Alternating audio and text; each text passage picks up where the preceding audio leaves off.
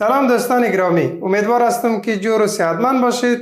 امروز میخواهیم با مفهوم حجم و واحدات آن آشنا شده و روش های ساده اندازه‌گیری حجم مایعات و جامدات را با هم بررسی کنیم. وسایل مورد نیاز است: چند تا ظرف درجه دار 1000 میلی لیتر و 500 میلی لیتر، یک ظرف مکعبی، یک خطکش و یک توته سنگ. حالا مفهوم حجم: اگر ما چند تا جسم مختلف را در نظر بگیریم، یک جعبه مکعبی، یک ظرف آب و یا یک توته سنگ، هر کدام اینها یک فضای معین را اشغال میکنه که فضای اشغال شده توسط اجسام به نام حجم اجسام یاد میشه. اگر ما یک جعبه مکعبی داشته باشیم که دارای طول 1 متر، عرض 1 متر و ارتفاع 1 متر باشه، این جعبه دارای حجم 1 متر مکعب میباشه. برای مقایسه لیتر با متر مکعب، ما در اینجا یک ظرف مکعبی داریم. در ابتدا ابعاد این ظرف اندازه میگیریم طوری که طولی برای ما نشان میده به اندازه 10 سانتی متر، عرض به اندازه 10 سانتی متر و ارتفاع نیز به اندازه 10 سانتی متر می باشه.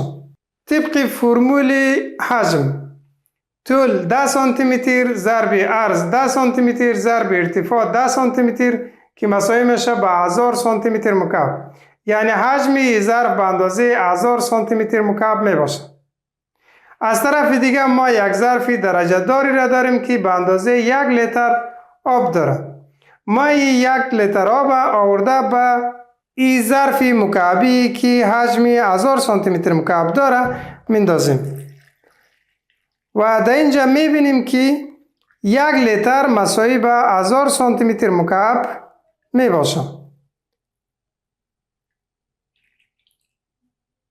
حالا ما یک جدول تبدیل واحدات را ترتیب کرده و به شاگردان نشان میدیم، طوری که در جدول در ستون اول واحدات حجم را نشان میده، در ستون دوم سامبل ها را نشان میده، در ستون سوم رابطه بین واحدهای اندازه‌گیری حجم نشان میده و ستون چهارم توضیحات را نشان میده.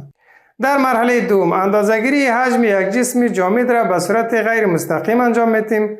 در ابتدا ما یک ظرف درجه دار را در نظر میگیریم. این را تا یک درجه معین پر از آب میسازیم. مثلا ما این را تا 300 میلی لیتر پر از آب میسازیم. بعد از او این را یادداشت میکنیم، 300 میلی لیتر را یادداشت میکنیم در مرحله اول.